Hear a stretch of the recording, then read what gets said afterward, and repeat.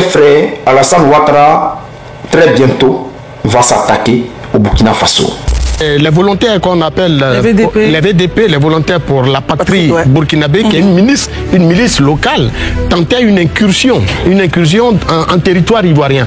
Et donc stoppé net par les tirs de sommation de nos forces de l'ordre qui ont pu, à travers donc, ces tirs, neutraliser la situation qui prévalait de l'autre côté de la frontière. Et donc, on sait très bien qu'il y a un deal en cours. Et ce deal-là, c'est que on laisse Alassane Ouattara opprimer le peuple de Côte d'Ivoire. On le maintient à la tête de l'État de Côte d'Ivoire, mais en retour, il faut qu'il fasse tout pour dégager le président Ibrahim Traoré. On entendait comme Ti. Donc eux, ils ont commencé à tirer des coups de semonce en fait, de sorte à ce que ceux qui sont de l'autre côté entendent le bruit des armes que eux ils ont. Donc en fonction du bruit des armes qu'ils avaient, le bruit s'est arrêté de l'autre côté. Pour dire que peut-être que vous venez chez nous, mais voilà ce que nous avons. Donc du coup, si tu es sûr d'engager le combat, tu l'engages, mais bon, dans tous les cas, une chose est certaine, voici ce que nous avons. Donc quand ils ont commencé à faire ces coups de semonce-là, de l'autre côté, les tirs se sont arrêtés. Pendant ce temps, le porte-parole des Toro, Yacouba Doumbia, lui dit que c'est du côté du Burkina Faso là-bas, les gens ont tiré et de notre côté, on a fait des tirs de sommation ici pour dire aux gens que nous sommes là. Et ici, il y a un gars qui nous dit les gens en moto ont essayé de rentrer de force. Et nos soldats ont fait des échanges de tirs avec eux. Donc, il y a une contradiction. Et il dit que ces personnes sont assimilées à des VDP. Donc, il n'a même pas de preuve que ce sont vraiment les VDP. Vous vous rappelez, déjà entre la nuit du 24 et du 25 août, on se rappelle après de cette inclusion des VDP qui avait conduit à 4 morts dans le village de Difita, dans la zone dans le département de Téni et tout ça. Donc à l'issue de ça, les autorités ivoiriennes ont pris un ensemble de dispositions pour renforcer le dispositif sécuritaire sur toute cette ligne-là, parce qu'on partage un peu plus de 400 km quand même de frontière avec le Burkina.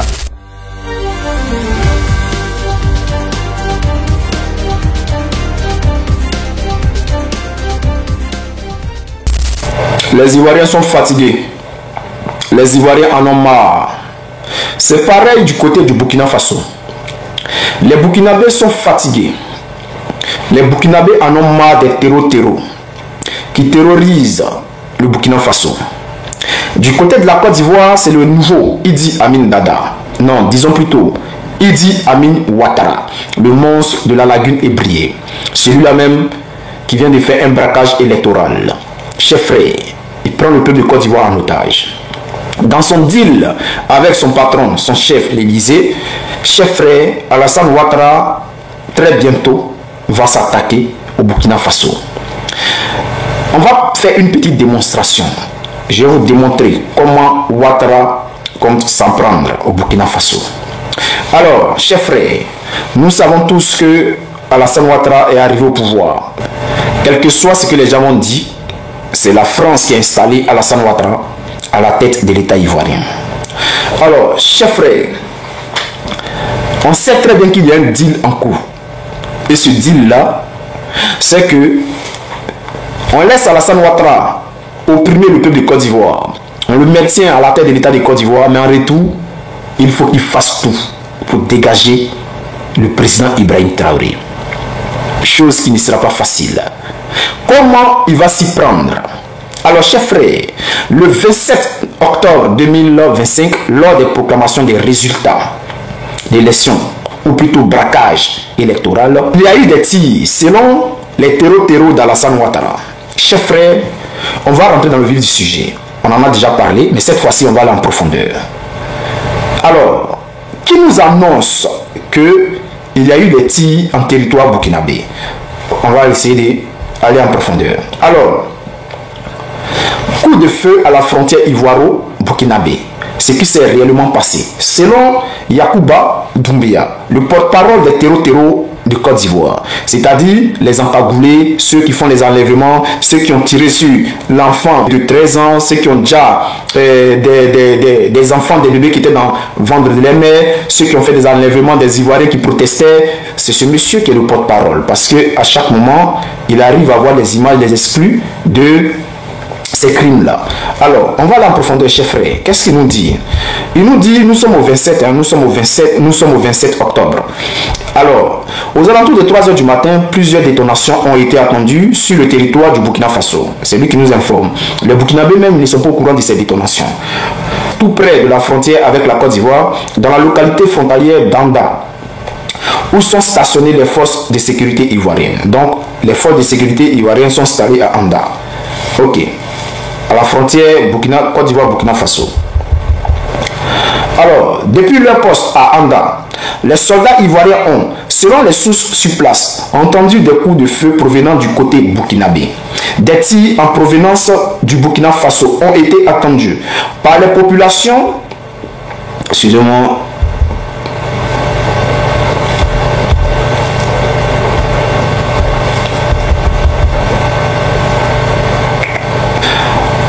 En provenance du Burkina Faso ont été entendus par les populations villageoises de Anda qui ont pris peur compte tenu de leur proximité. C'est-à-dire les populations de Anda ont eu peur parce que les tirs provenaient du territoire burkinabé. Mais ce qui est bizarre, un coup de feu reste un coup de feu, mais écoutez ça. Très rapidement, et estimant que ces tirs représentaient une menace potentielle, nos forces ont procédé à des coups de semonce dans un objectif strictement dissuasif. La présence du détachement Fassi a permis de rassurer les villageois. Donc, du côté du Burkina Faso, il y a eu des tirs. Du côté de la Côte d'Ivoire, il y a eu des tirs. À 3 h du matin, les gens sont dans les maisons. Donc, même si ça vient du côté de la Côte d'Ivoire, comment les gens sont sortis dans sa titi et puis ils sortent et puis ils voient nos militaires et puis ils sont rassurés. Ou bien, parce que ce qu'il nous dit ici, c'est que quand les Ivoiriens ont commencé à tirer aussi, les populations se sont senties rassurées. Donc, comment les villageois ont su que c'est nos militaires qui tiraient. Ou bien eux ils connaissent les bruits des kalachnikovs de nos militaires et puis eux ils connaissent les bruits des kalachnikovs du Burkina Faso. C'est bizarre. Ce que je peux dire, c'est que ça ressemble à du n'importe quoi. Parce que là, ça devient de la fiction. Alors, chers frères, il y a un point qui moi m'intrigue. Lorsque, ici, le porte-parole des terreaux ivoiriens nous dit qu'il y a eu des tirs à Anda, il vient justifier le crash de l'hélicoptère de la milice terreau d'Alassane Ouattara. Je ne comprends pas. Lui-même dit ceci. Le crash de l'hélicoptère sur la piste de l'aéroport de Korogo à plusieurs centaines de kilomètres de Anda. Il dit bien à plusieurs centaines de kilomètres. Donc, si Korogo est loin de Anda, pourquoi venir parler de l'événement? Et il nous dit, n'a aucun lien avec les événements. L'hélicoptère qui s'est crashé suite à une panne technique venait d'être relevé et décollait pour rejoindre Abidjan pour sa révision périodique. C'est du n'importe quoi. Pourquoi toi-même tu fais un lien? Si tu dis il n'y a aucun lien, pourquoi tu ajoutes l'hélicoptère dedans? La vérité est que jusqu'à présent, aucun média n'en parle. Les médias burkinabés, personne n'en parle. Il n'y a pas eu de communiqué du côté du Burkina Faso. Pendant ce temps, du côté ivoirien ou bien du côté des terreaux d'Alassane Ouattara, les gars se justifient sur les plateaux télé, les journaux, tout le monde en parle. Mais lui il dit ici que ce porte-parole des terreaux d'Alassane Ouattara dit que c'est parce qu'il y a eu des tirs du côté du Burkina Faso que eux ils ont tiré. Il y a un autre journal qui nous dit quelque chose, le contraire de ce qui s'est passé le 27. Il nous dit que le 27 là, le jour de l'annonce des résultats du braquage électoral, qu'il y a eu entre 30 et 40 personnes à moto assimilées à des VDP qui avaient tenté de forcer le passage. Ils voulaient rentrer à Anda par la force. Et les soldats ivoiriens déployés dans le secteur avaient riposté et échangé des coups de feu avec les intrus et les intrus ont reculé, replié. Donc, pendant que en Côte d'Ivoire on donnait les résultats électoraux, il y avait 40 personnes en moto qui ont forcé le passage. Et c'est ainsi que les gens ont tiré. Donc, c'était un affrontement. C'est-à-dire, il y a les gens qui voulaient forcément rentrer sur le territoire ivoirien. Et il y a eu échange de tirs, selon lui. Pendant ce temps, le porte-parole de Toro, Yacouba Doumbia, lui dit que c'est du côté du Burkina Faso là-bas, les gens ont tiré, et de notre côté, on a fait des tirs de sommation ici, pour dire aux gens que, ah, nous sommes là, hein. Et ici, il y a un gars qui nous dit, les gens en moto ont essayé de rentrer de force. Et nos soldats ont fait des échanges de tirs avec eux.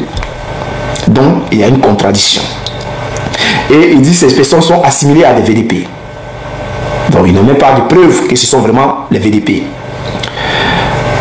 Ce qui est bizarre, et je répète, le Burkina Faso jusqu'à présent ne sait même pas ce qui s'est passé. Ils n'ont aucune information. Ils ne savent pas s'il y a eu des tirs ou pas. C'est les Ivoiriens seulement qui s'embrouillent. Chef frère, le 27 là, lorsque Alassane Ouattara se proclame vainqueur de son braquage électoral, il fait passer un message avec cette désinformation, ce mensonge là, pour dire à l'Élysée que ne vous inquiétez pas, regardez, la mission même a déjà commencé.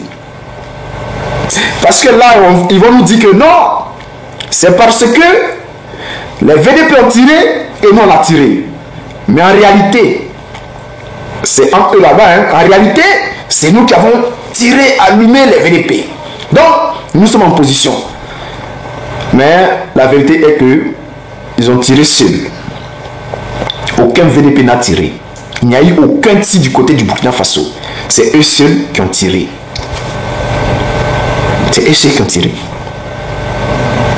Ça, c'est la première hypothèse. C'est eux seuls qui ont tiré pour dire à l'Élysée que on va accomplir la mission. La mission, c'est de faire tout pour renverser Ibrahim Traoré. Et c'est pour cela que j'ai dit Ouattara est le nouveau Idi Amin Ouattara. Si vous avez la connaissance de l'histoire de Idi Amin Dada, le vrai, même si aujourd'hui Alassane Ouattara est plus, je sais pas, est plus criminel que lui, il avait tenté d'attaquer notre pays. Et c'est comme ça qu'il est tombé. Donc, Ouattara s'apprête à allumer le Burkina Faso. Il faut justifier le conflit avec le Burkina Faso. Donc, il provoque les Burkinabés. Il provoque. Et, chef frère, après son couronnement, c'est-à-dire quand il va faire son baptême, lorsqu'il sera validé par le Conseil constitutionnel, lorsqu'il sera investi, vous allez voir que le palabre entre le Burkina Faso et la Côte d'Ivoire va commencer. Parce qu'on lui donne une dernière chance. Parce que l'Élysée, eux aussi, prépare les candidats. C'est ce que les Ivoiriens n'ont pas encore compris. Les Ivoiriens sont tellement dans l'émotion que jusqu'à présent, ils n'ont rien compris. Alors, chers frères, demain, je vais faire une autre vidéo où je vais vous parler de l'armée de Côte d'Ivoire et de ce que cette armée-là prépare. Est-ce qu'elle va venir à bout de l'armée burkinabé ou l'armée de l'AES? Ça reste à vérifier. Mais chers frères, demain, je vais vous faire une vidéo, vous donner les détails sur l'armée de Côte d'Ivoire, sur sa force, sur la puissance militaire qu'elle compte pour s'apprendre au Burkina Faso. Est-ce qu'elle va gagner ou elle va perdre? De toute façon, demain, je vais vous donner plus de détails. On est ensemble, peuple de Côte d'Ivoire, on reste toujours mobilisé, on reste concentré. Aux alentours de 3 h du matin, vous le savez, chers téléspectateurs, et sinon, plusieurs détonations ont été entendues sur le territoire burkinabé, tout près de la frontière avec la Côte d'Ivoire, principalement dans la localité frontalière d'Anda, où sont stationnées les forces de défense et de sécurité ivoiriennes. Depuis donc ce poste d'Anda, les forces des soldats ivoiriens ont, selon des sources sur place, entendu des coups de feu provenant donc du Burkina Faso, du côté burkinabé. Des tirs en provenance du Burkina ont été entendus par les populations villageoises de Anda qui ont pris peur, et vous le savez bien, compte tenu de la proximité avec la frontière. Et rapidement, et estimant que ces tirs représentaient une menace potentielle, les forces de défense et de sécurité ivoiriennes ont donc procédé à des tirs de semonces dans un objectif strictement dissuasif. La présence d'un détachement FACI a permis donc de rassurer les villageois. La riposte ivoirienne a visé uniquement à prévenir et non à engager un conflit transfrontalier. En effet, dès les cours de semonces donc des FACI, les tirs venant du Burkina ont cessé, ce qui semble indiquer que l'alerte a été suffisante pour stopper l'action ennemie. Messieurs, à ce stade, deux hypothèses prévalent. Donc, soit un affrontement se déroulait en territoire burkinabé, proche de la ligne de démarcation, soit des VDP, volontaires pour la défense de la patrie burkinabé, milice locale, tentaient une incursion en territoire ivoirien. Dans tous les cas, la réaction ivoirienne a permis donc d'arrêter ces tirs. Daouda. Non, déjà, comme vous l'avez si bien dit, d'après nos sources au niveau sécuritaire, effectivement, au niveau burkinabé, on ne sait pas ce qui s'est passé, mais il y avait quand même assez de tirs de leur côté qui se... Et dans cette région-là, c'est très récurrent, mais généralement, les tirs sont très loin de la frontière. Sauf que pour cette fois-ci, c'était assez proche de la frontière, ce qui a plus ou moins affolé les populations. Mais dans l'armée, généralement, avant d'engager, comment on appelle ça, le combat, les soldats ont tendance à tirer parce que ce qu'ils entendaient comme tir, donc eux ils ont commencé à tirer des coups de semonce en fait, de sorte à ce que ceux qui sont de l'autre côté entendent le bruit des armes que eux ils ont. Donc en fonction du bruit des armes qu'ils avaient, le bruit s'est arrêté de l'autre côté. Pour dire que peut-être que vous venez chez nous, mais voilà ce que nous avons. Donc du coup, si tu es sûr d'engager le combat, tu l'engages, mais bon, dans tous les cas, une chose est certaine, voici ce que nous avons. Donc quand ils ont commencé à faire ces coups de semonce-là, de l'autre côté, les tirs se sont arrêtés. C'est le lieu pour moi de dire que dans un premier temps, il faut dire que la question... Un émoi parmi les populations ivoiriennes. Hein? Oui, mais bien sûr, parce que dans la zone, quand on regarde cette zone-là, elle est vraiment enclin au terrorisme. Donc du coup, c'est pour cette raison justement que j'entamais pour dire qu'aujourd'hui, l'État de Côte d'Ivoire a placé la sécurité de nos frontières au cœur de sa stratégie. C'est pas pour rien que vous voyez que c'est vrai qu'il y a un avion qui est tombé, mais on a plusieurs avions comme ça qui sont stationnés pratiquement aux frontières pour protéger cette frontière-là. Parce que depuis la prise de pouvoir par le régime de transition au niveau des différents pays qui sont là-bas, généralement, certaines fois, il y a des choses qui arrivent. Donc, il faut se protéger. Or, actuellement, il n'y a pas de véritable coopération entre ces États-là. Et pour chuter, c'est le lieu pour moi. C'est-à-dire que le terrorisme, aujourd'hui, c'est une guerre qui est asymétrique. C'est une guerre qui est asymétrique. Au lieu que d'autres pays vont chercher à accuser la Côte d'Ivoire, tout et tout, c'est pas ça qui est le plus important.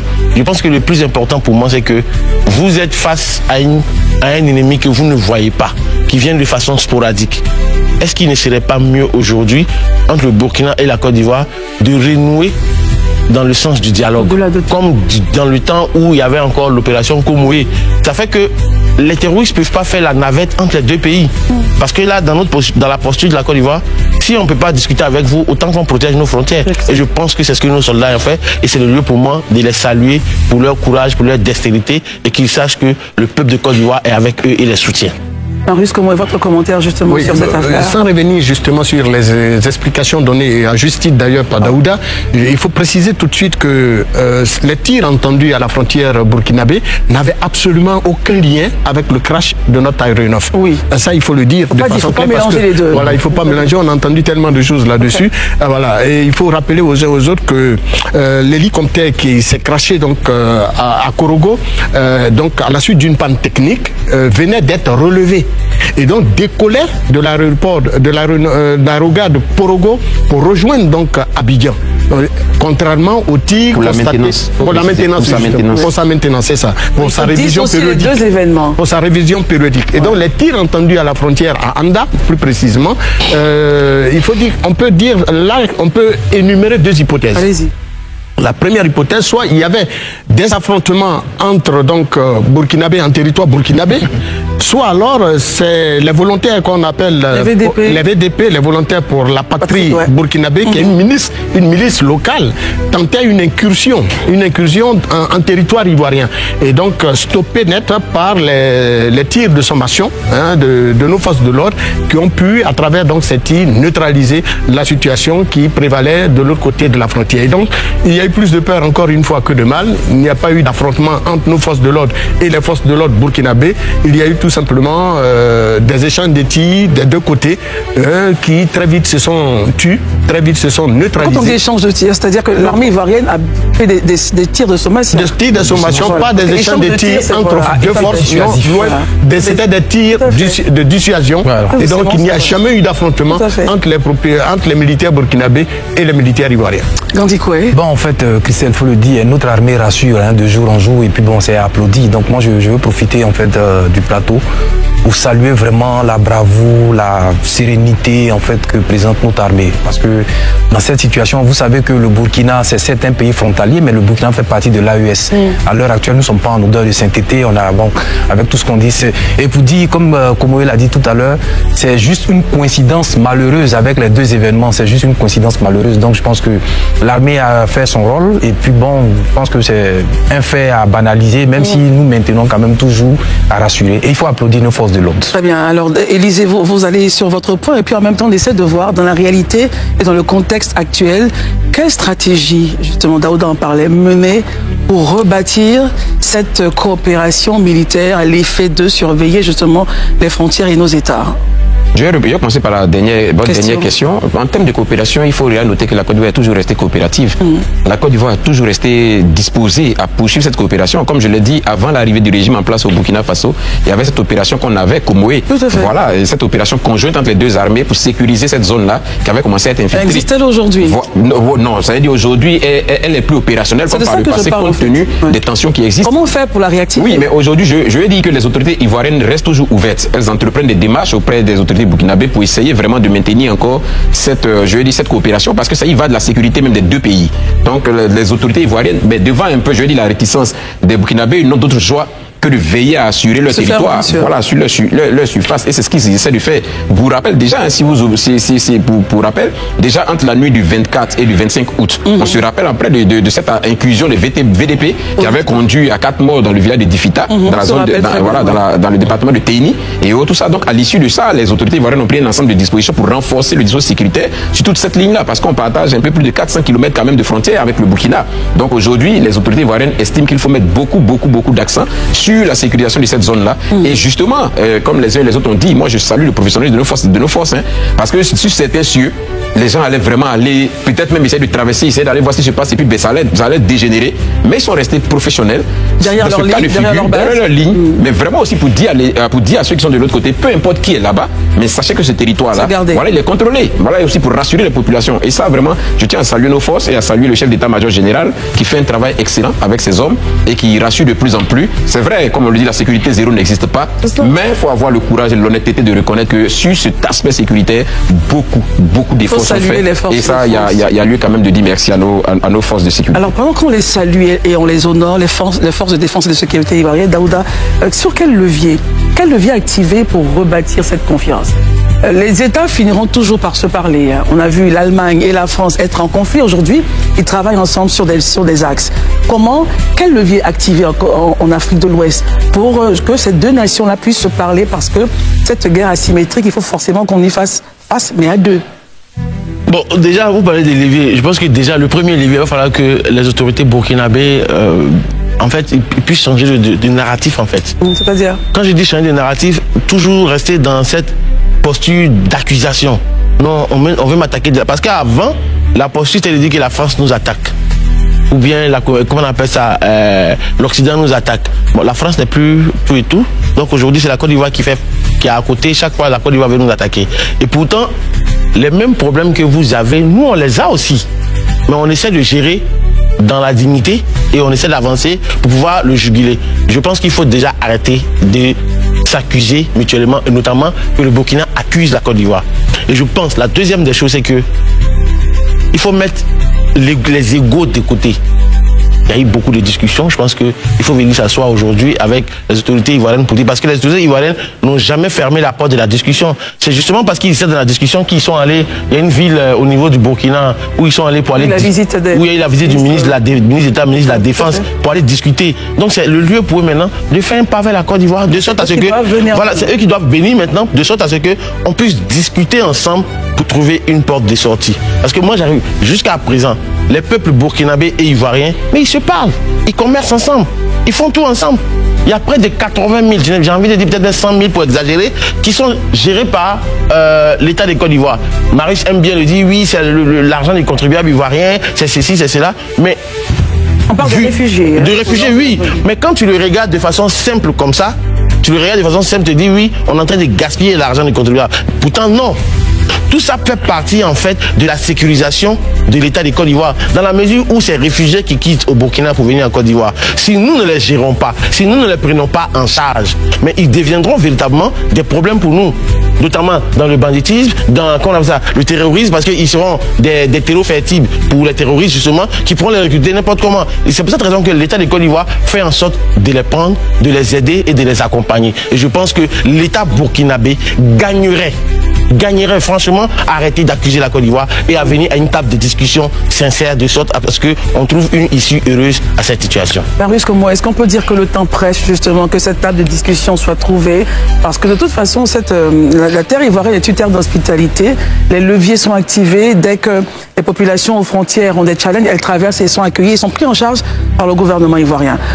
Qui activerait justement? Daouda estime que c'est le Burkina qui devrait venir en Côte d'Ivoire faire la démarche, parce que l'État ivoirien a déjà fait cette démarche par le ministre d'État, ministre de la Défense. Comment est-ce que vous voyez ça? Ou un État parti, un autre État devrait, celui-là qui va aller engager donc cette réconciliation, si on peut le dire ainsi? Ma très chère Christelle, si on s'en tient au nombre de Burkinabés en Côte d'Ivoire et d'Ivoiriens aussi au Burkina, je pense que le gouvernement ivoirien joue vraiment carte sur table.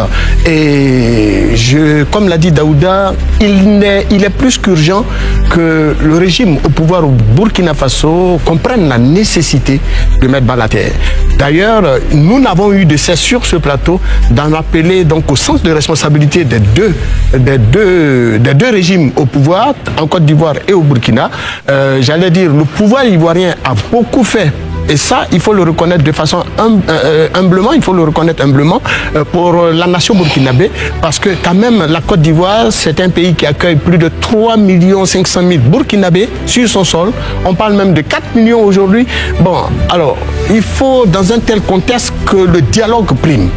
Les accusations en un point fini, sans forcément sortir des preuves palpables, parce qu'on nous a dit à un moment donné, si on s'en tient au chef de l'État burkinabé, qui avait accusé à la Côte d'Ivoire de déstabilisation et qui prétendait sortir des preuves, ne l'a jamais fait jusqu'à ce jour.